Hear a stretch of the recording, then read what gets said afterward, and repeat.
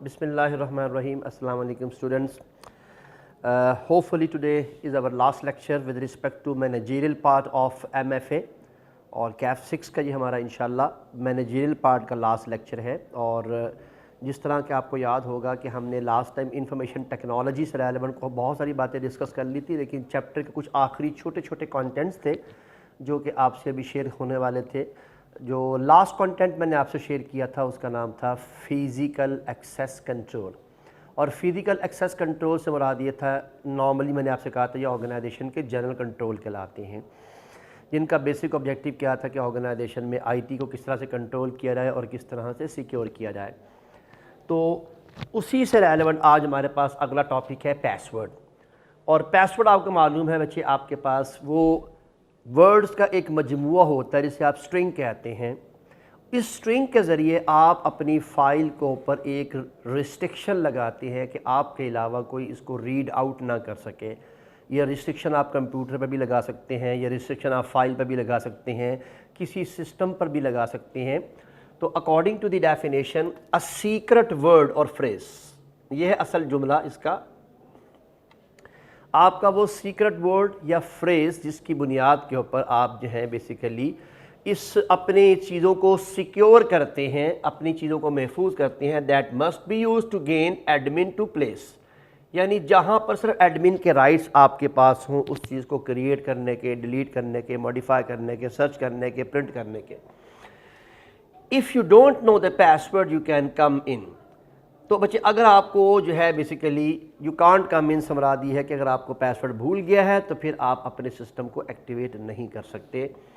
A string of characters, ये बच्चे वही वर्ड है, फ्रेज से मुराद यही है, string of character that allow access to a computer interface और सिस्टम और file and each user has a password in order to log on the network या लॉग ऑन द फाइल या log on the system, जो भी आप लिखना चाहें इससे रेलेवेंट आप लिख सकते हैं। Now copyrights, cryptography. क्रिप्टोग्राफी का एक कॉन्सेप्ट है बहुत ही उम्दा, जिसमें आप दो कंप्यूटर के दरमियान में डाटा ट्रांसफरिंग की सिक्योरिटी को डिस्कस करते हैं। इसमें बच्चे आपके पास एक बहुत ही इंपॉर्टेंट चीज़ है। फॉर एग्जांपल मैं आपसे कहूं कि ये आपका एक कंप्यूटर है और ये है आपका सेंडर कंप्यूटर, और दूसरी तरफ आपके पास एक और कंप्यूटर है, ये आपका रिसीवर कंप्यूटर है।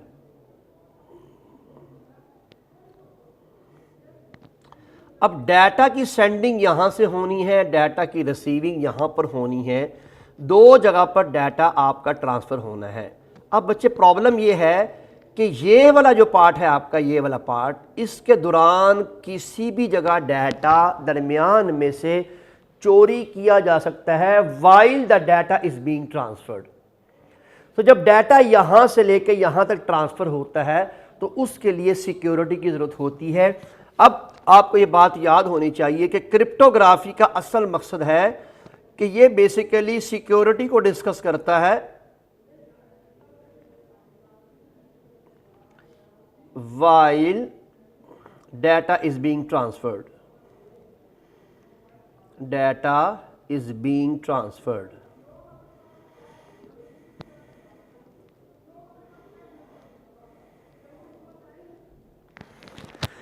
तो जब डाटा ट्रांसफर किया जा रहा होता है तो ट्रांसफरिंग के दौरान जो आपने डाटा की सिक्योरिटी प्रोवाइड करनी होती है उसके लिए हम इस्तेमाल करते हैं इस क्रिप्टोग्राफी कॉन्सेप्ट को। अब यहां जो कॉन्सेप्ट हमारा जानने वाला है जरा उसकी तरफ हम चलते हैं। बच्चे इस कॉन्सेप्ट के मुताबिक जब आप डाटा यहां से सेंड करते हैं इस पोजीशन में यहां पर, तो आप डाटा की असल हालत को तब्दील कर देते हैं, और डाटा की असल हालत को तब्दील करना कहलाता है एनक्रिप्शन। ये लिखा हुआ जी,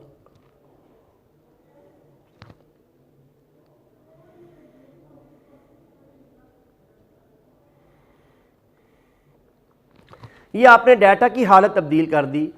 अब डाटा जो यहां से मूव करके आगे जा रहा है वो अपनी असली हालत में नहीं है। अगर इस डाटा को कोई हैक कर भी ले या इस डाटा को चोरी कर भी ले तो उसके पास असल डाटा नहीं जा सकता, क्योंकि इस डाटा को तब्दील किया जा चुका है थ्रू कोड। लेकिन जैसे ही ये डाटा यहां पहुंचता है तो यहां एक सॉफ्टवेयर है जो इसको डिकोड कर देता है, यानी इसकी असली हालत में वापस ले आता है, उसे डिक्रिप्शन कहते हैं। तो ये डिकोडिंग है या डिक्रिप्शन है। अब आप देखिए बच्चे, what is cryptography? A field of study related to encoded information. इससे क्या मुराद है कि आपकी ऐसी फील्ड जिसमें डाटा को चेंज किया जाता है for security purpose. Encryption the process of converting plain text. मेरे इससे क्या मुराद है? प्लेन टेक्स्ट कहते हैं आपके एक्चुअल टेक्स्ट को, एक्चुअल डाटा को। So what is encryption? The process of converting plain text into cipher text. Cipher text होता है चेंज डाटा या कन्वर्टेड डाटा।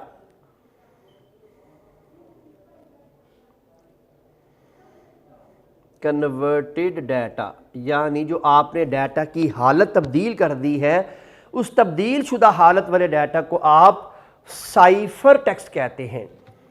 तो कंपनी में जो है बेसिकली एनक्रिप्शन क्या है? The process of converting plain text into cipher text.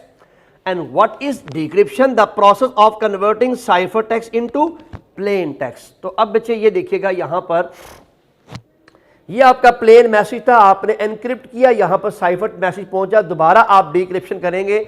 लेकिन ये बेसिकली डायग्राम कोई इतनी आसान नहीं है, जो मैंने बनाई है वो ज़्यादा सिंपल है, क्योंकि वो प्रोसेस प्रेजेंट किया गया है, मैंने आपको एक्चुअल हालत बताई है। तो यानी डाटा को इस हालत में तब्दील करने के प्रोसेस को प्रेजेंट किया उसने, ये दो कंप्यूटर को प्रेजेंट नहीं किया उसने। तो encrypted information can not be read या कैन नॉट बी जो है आपके पास, and decrypted encrypted information can be, यानी वो पढ़ी जा सकती है, वो नहीं पढ़ी जा सकती, क्योंकि इसको इस हालत में तब्दील किया जाता है कि अगर कोई वसूल कर भी ले तो उसको लगेगा शायद ये बिल्कुल बेकार इंफॉर्मेशन है, इसका कोई इस्तेमाल नहीं है। IT audit. पर आईटी ऑडिट एक कॉन्सेप्ट ये है, क्योंकि आप जानते हैं कि इस वक्त पूरी दुनिया के अंदर बहुत सारे काम आईटी से रेलेवेंट हो रहे हैं। आपकी अकाउंटिंग आईटी पे चली गई है, आपकी ऑर्गेनाइजेशन में बहुत सारा काम अब कंप्यूटर पे होता है रादर देन आपके सिस्टम के ऊपर, सॉफ्टवेयर सॉरी आपके मैनुअल सिस्टम के ऊपर। तो अब उसकी ऑडिटिंग भी ज़रूरी है कि क्या ये काम ठीक हो रहा है, क्या सॉफ्टवेयर काम ठीक कर रहा है, क्या रिपोर्टें ठीक बना रहा है, क्या इस पे जो कोडिंग हो रही है वो सही है। जिस तरह आप अपनी फाइनेंशियल स्टेटमेंट की ऑडिटिंग कराते हैं, इस तरह आईटी की भी ऑडिटिंग होती है। तो look at this, what is the definition of audit? An IT audit can be defined as an audit and encompasses review and evaluation of automated information processing system। यानी आपने इस ऑटोमेटेड इंफॉर्मेशन सिस्टम की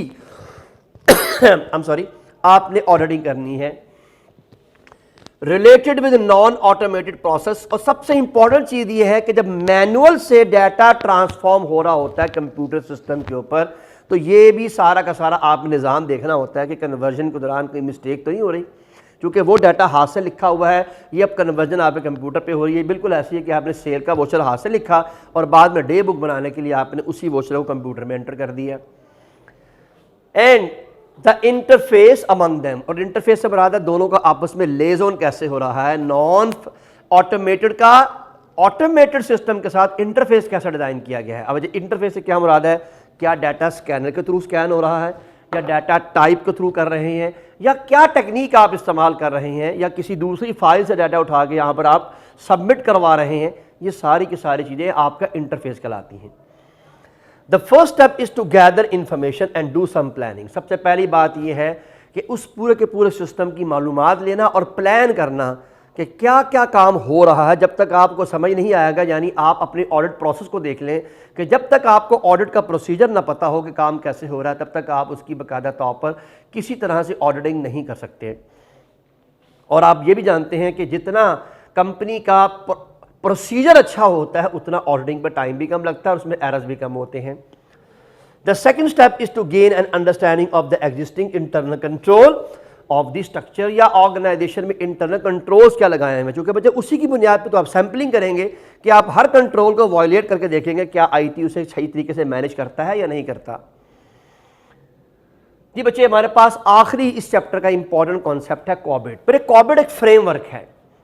ये framework ये बताता है कि organisation में काम किस तरह से मुय्यर होना है। ये फ्रेमवर्क ये बताता है कि ऑर्गेनाइजेशन में काम को किस तरह से ऑर्गेनाइज करना है, और इसका ताल्लुक आईटी की ऑडिटिंग के साथ है, आईटी की गवर्नेंस के साथ है, आईटी की स्टैंडर्डाइजेशन के साथ है। तो look at this, what is this? A COBIT, control objective for information and related technologies, is a good practice framework. ये एक फ्रेमवर्क है created by the international professional association, ISACA ने इसको बनाया है, for information technology management and IT governance. यानी information technology को manage कैसे किया जाए और इंफॉर्मेशन टेक्नोलॉजी को गवर्न कैसे किया जाए, ये बेसिकली उसका एक फ्रेमवर्क है। पर इसके फ्रेमवर्क के अंदर बहुत सारी चीजें हैं। सॉफ्टवेयर डेवलपमेंट के स्टैंडर्ड, सॉफ्टवेयर डेवलपमेंट कैसे होगी, उसमें क्या, आपको याद होगा आपने एप्लीकेशन कंट्रोल पढ़े थे। Software quality assurance, software quality को कैसे चेक किया जाएगा, उसके standards. IT control and infrastructure, IT के कंट्रोल्स क्या हैं और उनके इंफ्रास्ट्रक्चर के कंट्रोल्स क्या हैं, उस पे स्टैंडर्ड्स, यानी इस पर भी फ्रेमवर्क है इसका। आईटी गवर्नेंस, यानी आईटी की एडमिनिस्ट्रेशन किसके कंट्रोल में होगी, किस तरह से मैनेज की जाएगी। एंड आईटी ऑडिटिंग, क्या वो आईटी की ऑडिटिंग ठीक हो रही है या नहीं हो रही, और ऑडिटिंग के क्या स्टैंडर्ड्स होंगे। ये चार मुख्तलिफ तरह के स्टैंडर्ड्स को एक जगह पर डिस्क्राइब किया जा रहा है। एंड लास्ट वन ईआरपी, जैसे कि मैंने लास्ट में आपको बताया था कि एंटरप्राइज रिसोर्स प्लानिंग वगैरह जो है। तो ये बच्चे, ये बहुत ज़्यादा एग्जाम में आपके चांस तो नहीं है इसके आने का, लेकिन इसके बावजूद आपको इस तरह की बहुत सारी बातें कम से कम पता ज़रूर होनी चाहिए कि ऑर्गेनाइजेशन में ये कहाँ कहाँ अप्लाई की जा सकती हैं और इसकी एप्लीकेशन में। जी बच्चे, तो अब हमारा जो अगला चैप्टर, चैप्टर नंबर 5 है, ये है disruptive technology and business environment. बड़े अनफॉर्चुनेटली कहना चाहिए अनफॉर्चुनेटली तो नहीं कहना चाहिए वैसे तो, लेकिन अनफॉर्चुनेटली इसमें आपको ज़रा मेहनत थोड़ी ज़्यादा करनी पड़ेगी। असल में डिसरप्टिव टेक्नोलॉजी समझाने के बाद आपकी मेहनत शुरू हो जाएगी, और वो मेहनत क्या है, आपने बताना है कि किस किस बिजनेस सेक्टर के ऊपर जो आपकी डिसरप्टिव टेक्नोलॉजी है उसका क्या इम्पैक्ट आया है। और ये कोई बच्चे याद करने वाली चीज़ें नहीं है, ये रट्टा लगाने वाली चीज़ें नहीं है। जैसे मिसाल के तौर पर मैं आपको चंद मिसालें पहले दे देता हूँ, और पहले मैं डिसरप्टिव टेक्नोलॉजी को एक्सप्लेन करता हूँ कि डिसरप्टिव टेक्नोलॉजी होती क्या है। मैंने अपने प्रीवियस लेक्चर के अंदर भी, जो हमारा लेक्चर नंबर 37 था कि 38 था, मैंने उसमें भी इसको आपके सामने मेंशन किया था। बड़े डिसरप्टिव टेक्नोलॉजी उस टेक्नोलॉजी को कहते हैं जो पिछले काम के अंदाज को तब्दील करके एक नया काम करने का अंदाज इंट्रोड्यूस करा देती है वो टेक्नोलॉजी, और पुराना निज़ाम ऑब्सोलीट हो जाता है और आप नए निज़ाम पे स्विच कर जाते हैं। इसे कहते हैं डिसरप्टिव टेक्नोलॉजी। अब मिसाल के तौर पर मैं एग्जाम्पल नंबर 1 देता हूं। मुझे क्या ख्याल है, आप ये कहते हैं कि पहले आपकी अकाउंटिंग सारी की सारी जो है वो आप मैनुअल करते थे। अगर मैं आपको ये एग्जांपल दूं कि अब वो सारा का सारा कंप्यूटर पे ट्रांसफ़र हो चुका है, तो ये डिसरप्टिव टेक्नोलॉजी है फॉर मैनुअल अकाउंटिंग। मैं कहता हूं कि पहले आप क्लास में फिजिकल पढ़ते थे, माशाल्लाह भी आप देखिए मेरी क्लास आप ऑनलाइन पढ़ रहे हैं, तो क्या ख्याल है अब आप फिजिकल आए बगैर एग्जैक्ट वही कंटेंट अपने घर में बैठ के वसूल कर रहे हैं जो क्लासरूम में बैठ के आपने मुझसे सुनने थे। तो क्या ख्याल है, क्या ये डिसरप्टिव टेक्नोलॉजी नहीं है? आप जो है बेसिकली कि पहले किताब फिजिकली पढ़ते थे, जब आप किताब को नेट के ऊपर बड़ी आसानी रीड आउट कर लेते हैं, तो क्या ये डिसरप्टिव टेक्नोलॉजी नहीं है?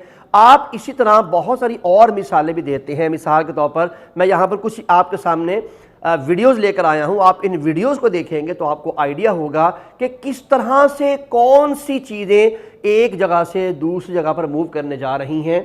तो यहाँ पर बच्चे, सबसे पहले मैं जिस बिजनेस इन्वायरमेंट की बात कर रहा हूँ वो होटल इंडस्ट्री है।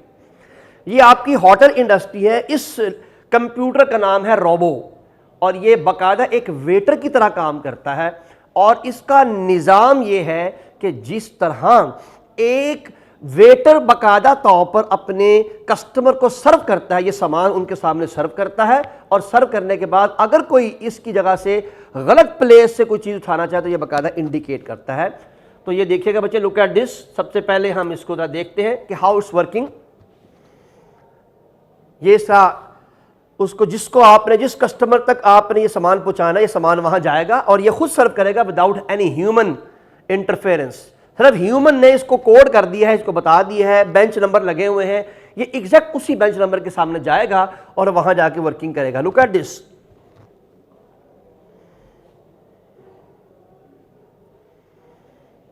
देखिए सामने तो कोई बंदा आया है, साथ ही अपने आप को मूव भी कर लिया है।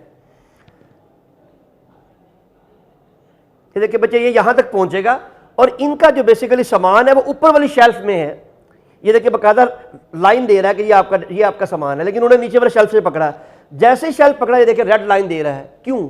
इसलिए कि वो कह रहा है it doesn't belongs to you. ये दोबारा वापस रखेंगे, ऊपर वाला उठाएंगे, वो देखिए वहां पर उसने कलर तब्दील नहीं किया, ब्लू कलर उसने रख दिया।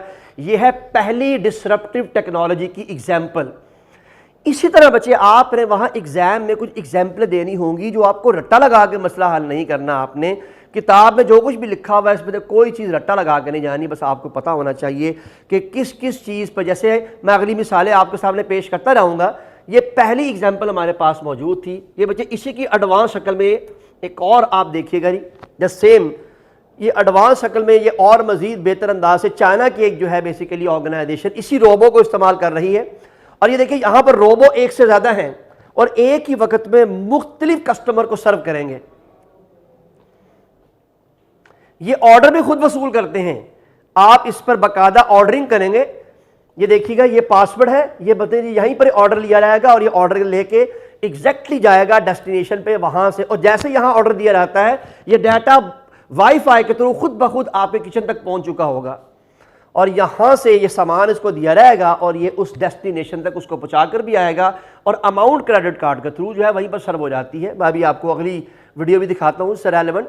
तो ये एक कॉन्सेप्ट है यहां करी। Another one is what, look at this, it's another example. ये भी वही रोबो है लेकिन ये उसकी एडवांस शक्ल है। लुक एट दिस, ये किस तरह काम करता है, इसकी किस तरह से वर्किंग होती है।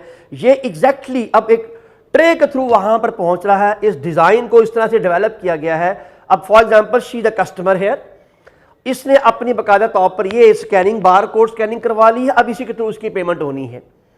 अब यहां पर आने के बाद इसने खुद से ये देखिएगा, ये जैसे इसने स्कैनिंग की है इसके पास सॉफ्टवेयर के थ्रू पूरा मेन्यू आ गया है। उस मेन्यू के थ्रू ये यहीं से बैठ के पूरी की पूरी अपनी जो है वो सिर्फ मील का जो भी इसने इस्तेमाल करना है उसका ऑर्डर देगी।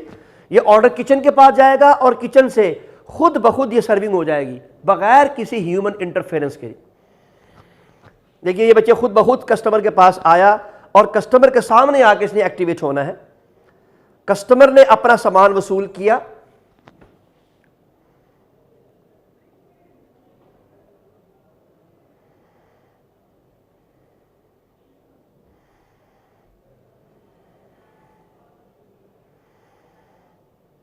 अब आखिरी स्टेप रह गया पेमेंट का। लुक एट दिस, के पेमेंट किस तरह से दी जाएगी।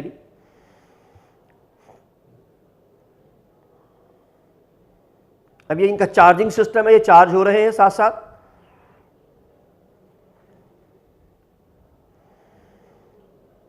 और ये इसी रोबो के जो है बेसिकली ये कॉपी बनाएगी। बस ये जमीन पर चलता है, वो एक सिस्टम के तहत काम करता है। इस रोबो के मुताबिक ये रोबो जो है बाकायदा तौर पर इस पर आप यहां पर ऑर्डर सेंड करते हैं इस जगह से। अब ये देखिए बच्चे, ये सारी की सारी जो है अब ये सामान आपका यहां से खुद ले जाएगा। आपकी जो बाकी जो मानदा, यहां भी इंसान की जरूरत नहीं है ये काम। अब ये है डिसरप्टिव टेक्नोलॉजी। इंसानों के मुकाबले में पूरा का पूरा आपका रेस्टोरेंट इन तमाम के तमाम रोबोट्स की बेस पे चल रहा है।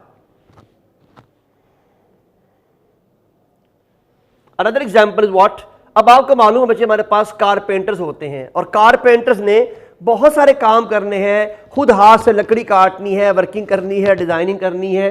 Look at this, this is a machine जो किसी कारपेंटर का सारा काम खुद से मैनेज कर रही है, खुद ही डिजाइनिंग कर रही है, सारी की सारी लकड़ी की कटिंग कर रही है। ये कोई दुनिया की एक नहीं हजारों एग्जाम्पल हमारे पास मौजूद है। बस आपको ये याद रखना है कि टेक्नोलॉजी ने कहां कहां अपने पांव इस तरह से गाड़ लिए हैं कि अब जो आपका पुराना सिस्टम जो काम करता था, अब ये निजाम उससे मुनफरिद अंदाज से वर्क कर रहा है। तो लुक एट दिस, ये पूरी की पूरी मशीन जो है आपकी इसके मुताबिक काम कर रही है।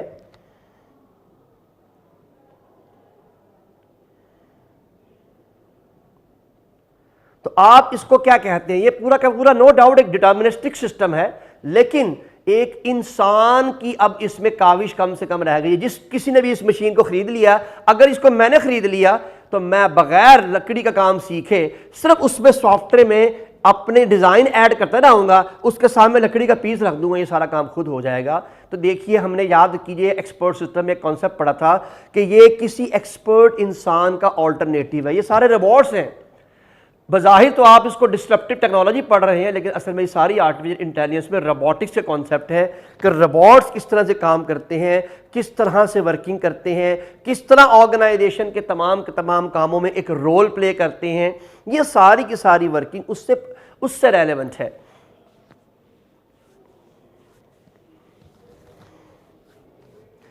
जैसे कि बच्चे आपके पास कार इंडस्ट्री है, उस पर बहुत ज्यादा इफेक्ट आया है। आपको मालूम है कार इंडस्ट्री में अब जापान के अंदर, जर्मनी के अंदर सारे के सारे रोबोट हैं जो इस पूरी की पूरी गाड़ी को पहले स्टेप से लेकर लास्ट स्टेप तक काम करते हैं। आप देखिएगा वहां पर किसी इंसान का कोई इंटरफेरेंस नहीं है, मास हुआ एक बंदा मशीन पे खड़ा है और ये देख रहा है कि काम सही तरीके से हो रहा है कि नहीं हो रहा, मशीन काम ठीक कर रही है कि नहीं कर रही। बाकी सारी की सारी जिम्मेदारी उस रोबोट आर्म की है या उस रोबोट की है जो पेंट भी कर रहा है, जो असेंबलिंग भी कर रहा है, फिनिशिंग भी कर रहा है, स्क्रू ड्राइविंग का काम भी कर रहा है।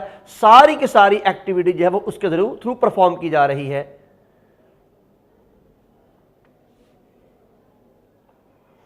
फॉर एग्जाम्पल, ये एक टेस्ला, आप जानते हैं दुनिया की बहुत बड़ी गाड़ियों की कंपनी है, जहां पर दुनिया की बहुत मशहूर गाड़ियां बनाई जाती हैं। लुक एट दिस, ये पूरी की पूरी फैक्ट्री इस वक्त इनसाइड रोबोट से बन चुकी है और रोबोट सारे के सारे काम करते हैं। लुक एट दिस, वेल्डिंग से लेके असेंबलिंग का काम, सारा का सारा काम रोबोट्स करते हैं।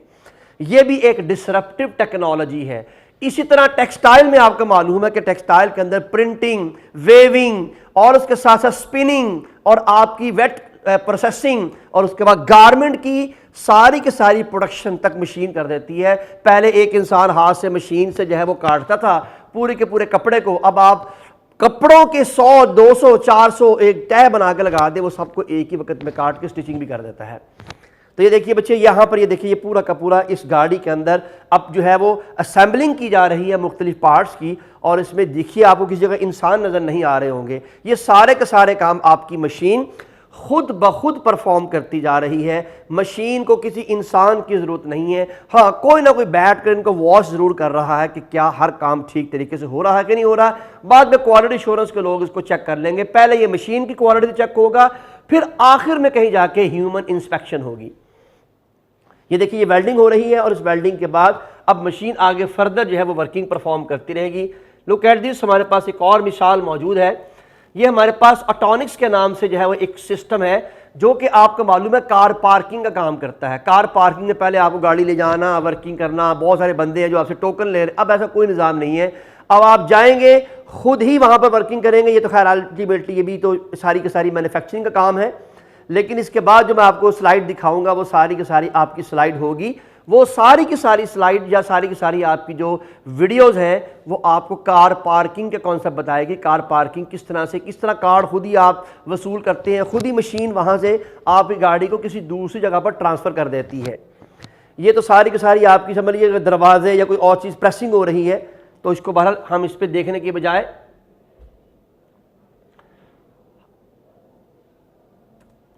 लुक एट दिस, ये गाड़ी की कार पार्किंग का जो है सॉफ्ट यानी एक पूरा रोबोटिंग सिस्टम है। ये पूरी की पूरी चेन है, ये खुद ही आपकी गाड़ी वसूल करती है। आप सिर्फ शुरू में आप इसको अपने पास गाड़ी में अपने कार ड्रैग करते हैं और उसके बाद आप फारिग हो जाते हैं। ये मशीन ये सारे काम खुद करती है। Look start from the beginning, ये कैसे काम करती है जी, किस तरह इसकी वर्किंग है जी। It's a automation parking system, ये ऑटोमेटिक पार्किंग सिस्टम है। Here's how the system work। ये एक इंसान है जो गाड़ी लेके आ रहा है, उसने यहां पर आके ये देखिए ये गाड़ी पार्किंग का सॉफ्टवेयर है, यहां पर उसने गाड़ी पार्क करनी है। ये सेंसर लगे हुए हैं और इस सेंसर से आपको कार्ड मिल जाना है और आपने कार्ड वसूल करने के बाद इसने गाड़ी का नंबर और वो कार्ड दोनों चीजें अपने पास मेंशन कर लेनी है। Now you will leave the car है, या आप गाड़ी से बाहर आ गए और उसने खुद ही गाड़ी को वहां से पिक करना है और अपनी जगह पर खुद ही इसने कहीं ना कहीं इसको जाके इसको पार कर देना है।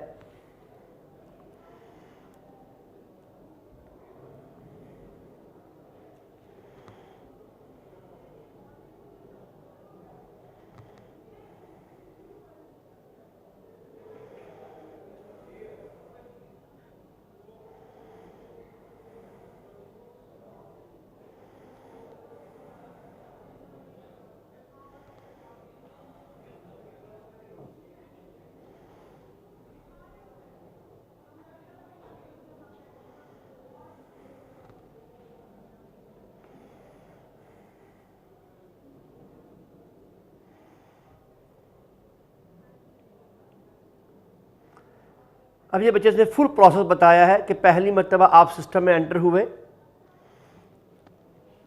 कार्ड स्कैन हुई, आप सिस्टम से बाहर आ गए, गाड़ी से बाहर आ गए, आपने जो है सिर्फ वहां से जस्ट अपना कार्ड वसूल किया, ये दूसरी गाड़ी आई है,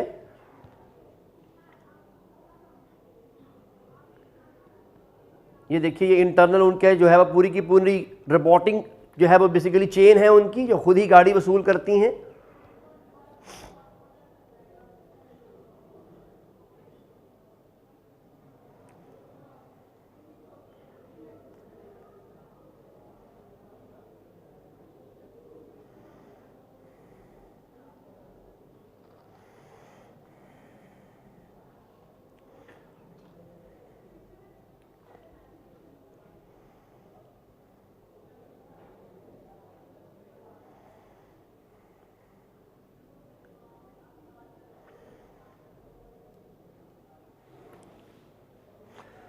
जी जैसे ही कस्टमर वापस आता है, कस्टमर सिर्फ अपना जो है वहां कार्ड एंटर करता है और ये पूरा का पूरा सिस्टम खुद से वो गाड़ी ढूंढकर एग्जैक्टली कस्टमर के सामने प्रेजेंट कर देता है।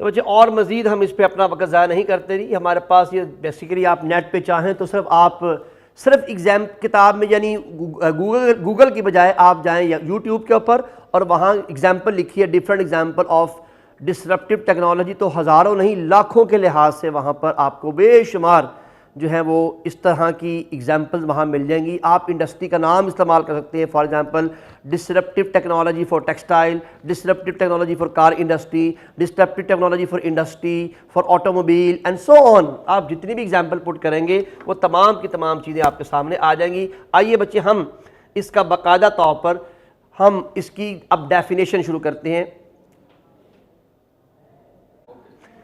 तो according to the definition disruptive technology is an innovation. सबसे इंपॉर्टेंट चीज क्या है बच्चे, ये एक इनोवेशन सिस्टम है हमारा, और इस इनोवेशन में दैट सिग्निफिकेंटली ऑल्टर से क्या मुराद है, ये ऑल्टरनेटिव वे है, the way that customer industries और बिजनेस ऑपरेट, यानी जो अंदाज आपका पहले था उस अंदाज से डिफरेंट अंदाज में काम किया जा रहा है। डिसरप्टिव टेक्नोलॉजी स्वीप अवे बच्चे बिल्कुल उसने तब्दील करके रख दिया है।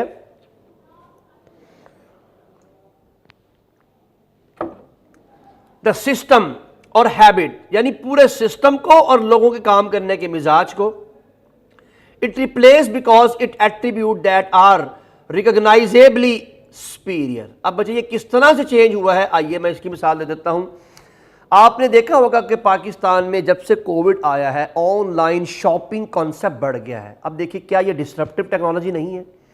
क्या आप घर बैठकर अपनी चीज़ बाकायदा तौर पर अपनी मर्जी से अपने मर्जी के सप्लायर से खरीदते हैं और एक सिंगल प्लेस है जहां पर मल्टीपल सप्लायर का डाटा अवेलेबल है और मल्टीपल प्राइजेज अवेलेबल हैं, मल्टीपल ऑप्शंस अवेलेबल हैं। आप अपनी मर्जी की प्रोडक्ट की प्राइस से को सिलेक्ट करते हैं और कुछ टाइम पीरियड के बाद आप या तो ऑनलाइन पैसे जमा कराते हैं या आपके पास जब चीज़ पहुंचती है तो आप पैसे अदा करते हैं। देखिए क्या ख्याल है, क्या ये आपकी हैबिट ऑफ बाइंग तब्दील नहीं कर दी इस निज़ाम ने? तो ये भी एक डिसरप्टिव टेक्नोलॉजी है। तो मैं बार बार कह रहा हूं कि आपने इस चैप्टर के रट्टे नहीं लगाने, इस चैप्टर में काम की बात ये सीखनी है कि किस किस इंडस्ट्री के अंदर आपकी जो है वो डिसरप्टिव टेक्नोलॉजी का इतलाक हुआ है। तो बच्चे आपको कोई एक एग्जाम्पल एग्जामिनर दे सकता है या आप खुद से भी कोई एग्जाम्पल दे सकते हैं, ऑटोमोबाइल की, एजुकेशन की, बाइंग एंड सेलिंग की and so on.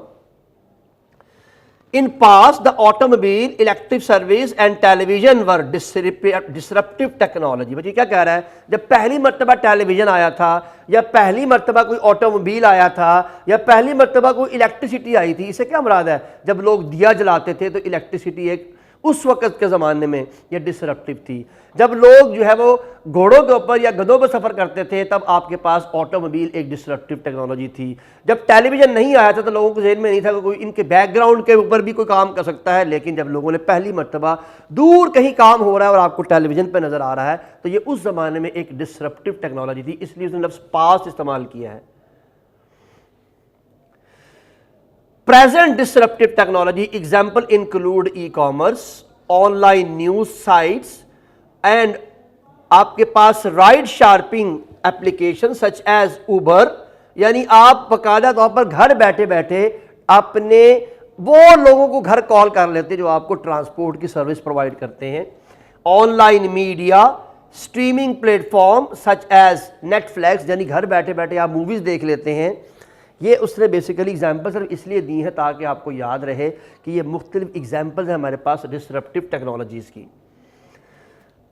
Blockchain, bitcoin is based in financial disruptive technology and record transaction between two parties use in bank, stock market and brokers. बिटचेन आपका जो है आपको मालूम होगा कि बिटकॉइन बहुत ज़्यादा इस्तेमाल हो रहा है आजकल आज के दौर के अंदर ही। तो आइए बच्चे, जो इसने सबसे पहली डिसरप्टिव टेक्नोलॉजी का हमारे इस चैप्टर में एक लंबा कॉन्सेप्ट दिया है, हम उसको सबसे पहले उसको डिस्कस करेंगे और उसके डिस्कशन में हमारे पास बहुत सारे अदर कॉन्सेप्ट भी मौजूद हैं।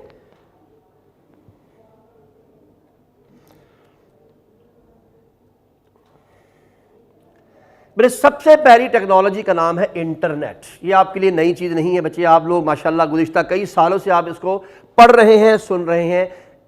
ये बच्चे क्या है इंटरनेट? बहुत बड़ी दुनिया है। इस सारी दुनिया को जो इकट्ठा कर दिया गया है एक नेटवर्क के थ्रू, उस नेटवर्क को इंटरनेट कहते हैं। डेफिनेशन के मुताबिक अ ग्लोबल नेटवर्क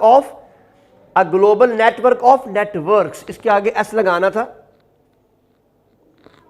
यानी दुनिया के अंदर जो बहुत सारे नेटवर्क हैं उन सब नेटवर्कों का एक नेटवर्क इंटरनेट कहलाता है। इंट्रानेट, मेरे प्लीज यहां एक बड़ी इंपॉर्टेंट चीज है, इसका बड़ा ध्यान रखना है। ये आपकी एक ऑर्गेनाइजेशन है, ये उसका हेड ऑफिस है, ये ऑर्गेनाइजेशन का हेड ऑफिस है और ये उसकी एक ब्रांच है, ये उसकी दूसरी ब्रांच है, ये उसकी तीसरी ब्रांच है, ये उसकी चौथी ब्रांच है और ये उसकी पांचवी ब्रांच है। ये सारी की सारी ब्रांचेस एक दूसरे के साथ बाकायदा तौर पर कम्युनिकेशन कर रही हैं, डाटा ट्रांसफर कर रही हैं। अगर ये डाटा ट्रांसफर थ्रू इंटरनेट किया जा रहा है, सुन ले बात मेरी बड़े ध्यान से, अगर ये data communication, data transferring through internet किया जा रहा है तो फिर इसे ऑर्गेनाइजेशन का नेटवर्क कहते हैं और उसका नाम इंट्रानेट होता है। अगर बच्चे मैं इसमें से ये वाली लाइन खत्म कर दूं, ये वाली, यानी अगर मैं ये कहूं कि organisation is communicating with each other, तो उसको इंट्रानेट नहीं कहेंगे। इंट्रानेट उस बिजनेस के इंटरनल नेटवर्क को कहते हैं जो इंटरनल कम्युनिकेशन तो कर रहा है लेकिन बेस्ड ऑन इंटरनेट। तो intranet an organisational specific network based on internet, इसे कहते हैं बच्चे, ये इंट्रानेट कहलाता है। अब बच्चे यहीं पर हम आगे चलते हैं। ये एक ऑर्गेनाइजेशन है जो किसी दूसरी ऑर्गेनाइजेशन के साथ लिंक हो गई है, उसके साथ साथ ये अपने कई कस्टमर्स के साथ भी लिंक्ड है।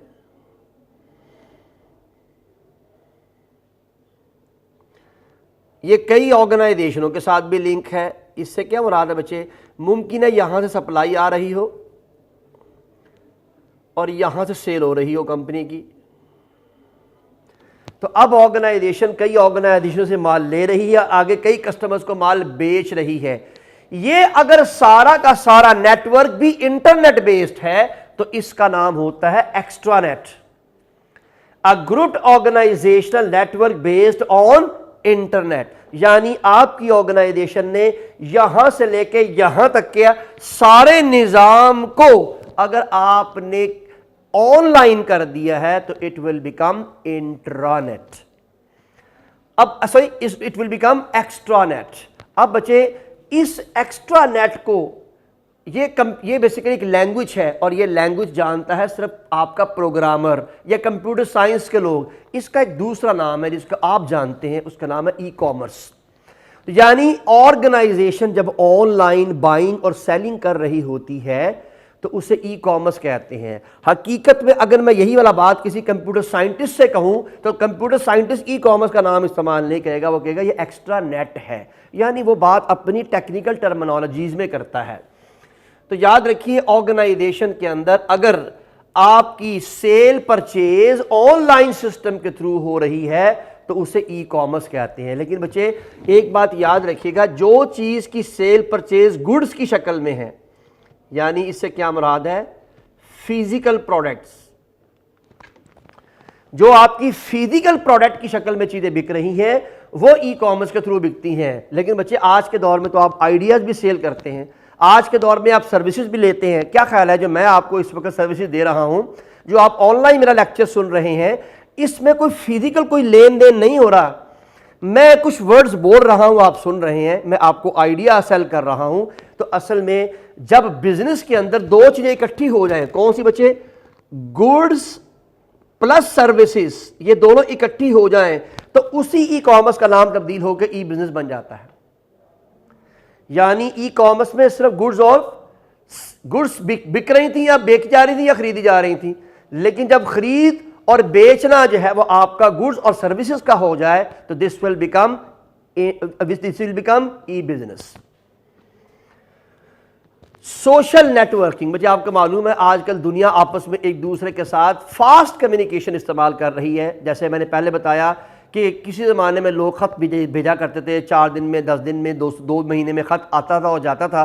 अब आज आप यहीं बैठ के इमीडिएटली मैसेज करते हैं, व्हाट्सएप के थ्रू, ईमेल के थ्रू, या अपने जो है बेसिकली किसी भी लिंक्डइन के थ्रू, वो लम्हे आपके दूसरी जगह पहुँच जाता है और फिर वहाँ से जवाब भी आ जाता है। ये आपका सोशल नेटवर्किंग कहलाता है। तो technology enable people to connect, explore, interested and share activity around the world. बज़ाहिर में असल वो आपको क्या बताना चाह रहा है, ये सारी डिसरप्टिव टेक्नोलॉजी है। मैसेजिंग का निजाम भी आपका डिसरप्टिव टेक्नोलॉजी ने चेंज कर दिया है। ब्लॉग्स, मुझे आपको मालूम है आपने कहीं सैर नहीं की, आप आजकल देखिए, आप जाएं क्या नाम कहते हैं यूट्यूब के ऊपर और आप दुनिया के जिस मुल्क की सैर मर्जी कर लें, ब्लॉग्स मौजूद हैं, बेशुमार दुनिया की वो मालूमात आपको दे रहे हैं। चाहे आप दुनिया में अमेरिका जा रहे हैं, चाहे आप तुर्की जा रहे हैं, चाहे आप यूके जा रहे हैं, जहां आपने नहीं भी देखा वो आपको लम्हे लम्हे कोने कोने की रिपोर्ट दिखा सकते हैं। आप देखते हैं कई जगह आप लोग ब्लॉग करें किसी एक कंट्री का नाम, for example UK in a day, UK in a 7 day, UK in a 10 day, वो आपको 10 दिन का पूरा प्लान बना के दिखाते हैं, 10 दिन में ये जगह फिर लें। वो आपको बाकायदा ना सिर्फ आपको ये बता देते हैं कि वहाँ के रेट्स क्या हैं, वहाँ होटल्स के रेट्स क्या हैं, ट्रांसपोर्ट के मोड क्या हैं, ट्रांसपोर्ट के रेट्स क्या हैं, होटल के रेट्स क्या हैं, खाने की अशिया क्या क्या अवेलेबल है, खाने की चीज़ें कौन सी हैं। बच्चे किस ज़माने में आपको मालूम होगा, जाए बगैर ये बात नहीं पता होती थी कि वहाँ क्या होगा। लेकिन आज आप यहाँ बैठ के ये तमाम की तमाम चीज़ें सर्च आउट करने के बाद किसी भी दुनिया के मुल्क की सैर कर सकते हैं। ये एक बहुत बड़ा कमाल है, ये भी एक डिसरप्टिव टेक्नोलॉजी है। तो what is blogs? A blog is a web based journal और log maintain by an individual. और जो इंडिविजुअल है उसे क्या कहते हैं? उसे वी लॉगर कहते हैं। इसके आगे हमारे पास कॉन्सेप्ट है जी वी लॉग्स का। वी लॉग और video web log, sending your media video messaging through internet. तो a blog is website journal or log maintained by individual with regular entries of commentary, description or account or even or either material such as graphics, picture or video। ये सारे के सारे बच्चे आपके पास मुख्तलिफ तरह के एरियाज हैं। तो now effect of disruption in major industries, बच्चे आपको मालूम है यहां से ऑलमोस्ट मेरा काम बिल्कुल कंप्लीट है। अब इससे आगे मेरी जरूरत आपको कम से कम है, अब आपको रीडिंग करनी है। वो इसलिए बच्चे कि डिसरप्टिव टेक्नोलॉजी में एजुकेशन पे क्या इम्पैक्ट आया, आपकी टेक्सटाइल पे क्या इम्पैक्ट आया, ऑटोमोबाइल पे क्या इम्पैक्ट आया। गो के सब बातें आपके बाएं हाथ की खेल है। आपको पता है कि ऑटोमोबाइल के अंदर अब रोबोट सारा कुछ बना रहे हैं, एजुकेशन में ऑनलाइन लेक्चर्स हो रहे हैं, ऑनलाइन नोट्स मिलते हैं, ऑनलाइन एग्जाम हो जाता है। इसी तरह आपके पास अदर वेज के अंदर ये सारी की सारी वर्किंग परफॉर्म की जा रही है। तो आप इन तमाम की तमाम चीज़ों को बड़ी बासानी जज कर सकते हैं।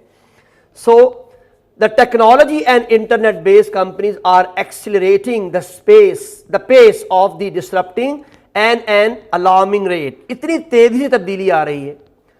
Google has completely disrupted the Yellow Pages business, which was once valued at $6 billion and is now below $1 billion. तो यानी किस जमाने में येलो पेजेस आया करते थे उसको उसने बिल्कुल खत्म करके रख दिया है। इस तरह Airbnb, ये बच्चे आपका मालूम होगा कि सॉफ्टवेयर है Airbnb। ये आपको दुनिया में किसी भी जगह पर आपने अगर कोई रेंट लेना है, आपने कोई कमरा बुक कराना है, आपने कोई होटल बुक कराना है, आपको कोई अपार्टमेंट चाहिए, ये आपको बड़ी आसानी उसमें फैसिलिटेट कर सकता है। वरना बच्चे के ज़माने में ये काम उस मुल्क में जाए बगैर पॉसिबल ही नहीं था। ये खाली Airbnb नहीं, आपको मालूम है booking.com है। इसके अलावा आपके पास और बेशुमार यहाँ पर जो है वो दुनिया के अंदर ऐसे अवेलेबल है जिसमें आप बड़ी आसानी यहीं बैठ के बुकिंग करवा सकते हैं और ये बुकिंग बिल्कुल ट्रू बुकिंग होती है।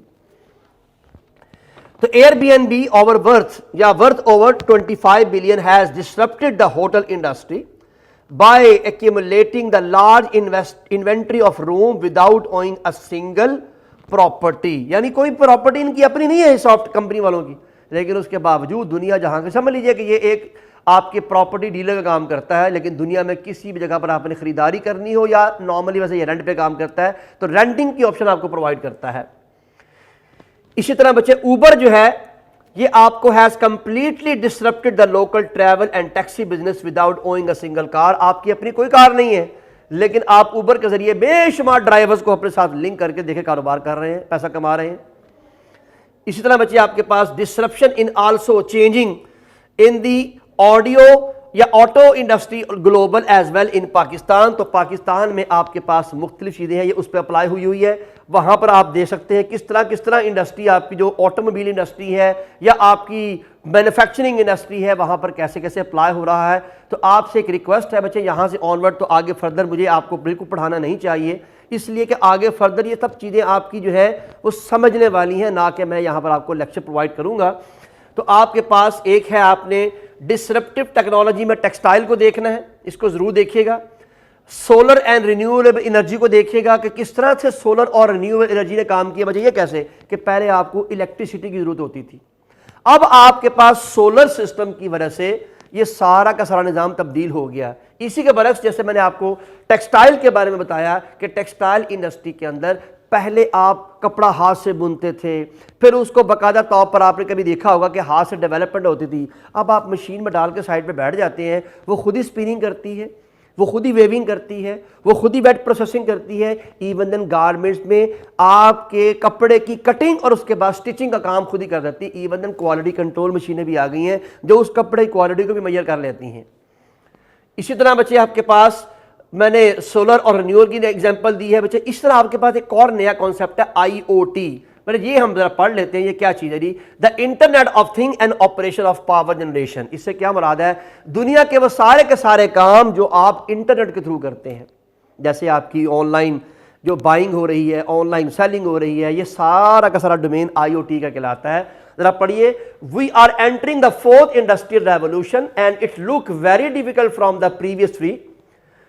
This revolution addressed the rapid introduction of the cyber physical system known as the Internet of Things. The significance of IoT extends beyond streamlined process. It signifies a work, lifestyle and culture change in how approach business and production. Another one is what? The industrial Internet of Things connect machine and device via the cloud. वजह से cloud से क्या मुराद है, अब आपको मालूम है कि आपके पास इंटरनेट के ऊपर एक जगह है जहां पर आपका डाटा अपलोड हो जाता है, सॉफ्टवेयर अपलोड हो जाते हैं, डेवलपमेंट अपलोड हो जाती है। क्या ख्याल है बच्चे, आप लोगों के पास गूगल ड्राइव, जो आप में से आईफोन इस्तेमाल करते हैं उनके पास जो है वो आई क्लाउड, वो स्पेस है जहां पर आप कुछ चीज़ें आपको फ्री हैं और कुछ चीज़ों के लिए स्पेस के लिए आपको पैसे अदा करने पड़ते हैं।